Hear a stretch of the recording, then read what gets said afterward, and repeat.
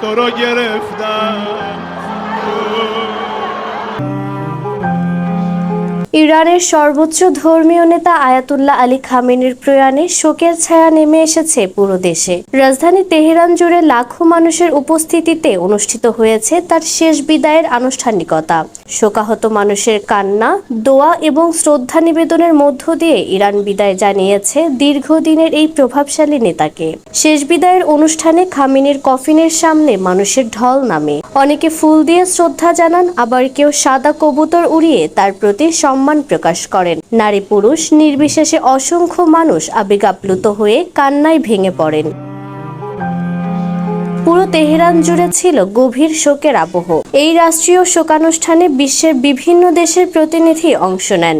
বাংলাদেশের পক্ষ থেকে জাতীয় সংসদের স্পিকার হাফিজউদ্দিন আহমদ উপস্থিত হয়ে প্রয়াত নেতার প্রতি শ্রদ্ধা নিবেদন করেন এবং শোক বইয়ে স্বাক্ষর করেন। পাশাপাশি তিনি ইরানের প্রেসিডেন্ট মাসুদ পেজেশকিয়ান সহ দেশটির শীর্ষ কর্মকর্তাদের সঙ্গে সাক্ষাৎ করে বাংলাদেশের সরকার এবং জনগণের পক্ষ থেকে গভীর সমবেদনা জানান।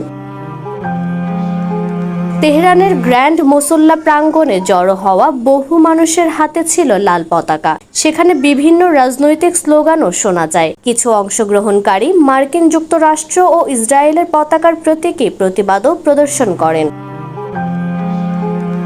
এত বড় জনসমাগমকে কেন্দ্র করে রাজধানী জুড়ে কঠোর নিরাপত্তার ব্যবস্থা গ্রহণ করা হয়। অতিরিক্ত নিরাপত্তা বাহিনী মোতায়েন করা হয়, মেট্রো স্টেশনগুলো চালু রাখা হয় এবং যান চলাচল নিয়ন্ত্রণ করা হয়। দূর দূরান্ত থেকে আসা মানুষ মাইলের পর মাইল হেঁটে অনুষ্ঠান স্থলে পৌঁছান। প্রতিবেদনে দাবি করা হয়েছে 1989 সালে আয়াতুল্লাহ রুহুল্লাহ খোমেনির জানাজার পর এটি ইরানের ইতিহাসের অন্যতম বৃহৎ জনসমাগম। 3 দিনের শোক কর্মসূচিতে কেবল তেহরানি প্রায় 1.5 থেকে 2 কোটি মানুষের উপস্থিতি ছিল বলে দাবি করা হয়েছে, যদিও এই সংখ্যার স্বাধীন যাচাই পাওয়া যায়নি।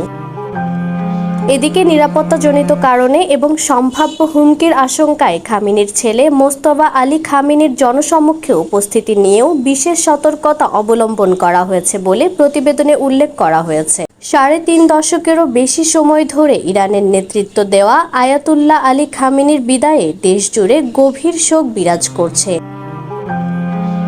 লাখো মানুষের উপস্থিতি, আবেগঘন পরিবেশ এবং রাষ্ট্রীয় মর্যাদায় শেষ বিদায় তার প্রতি ইরানি জনগণের শ্রদ্ধা ও ভালোবাসারই প্রতিফলন হিসেবে উঠে এসেছে। ফাহিমা বৃষ্টি, ডেস্ক রিপোর্ট, বিডিএস নিউজ।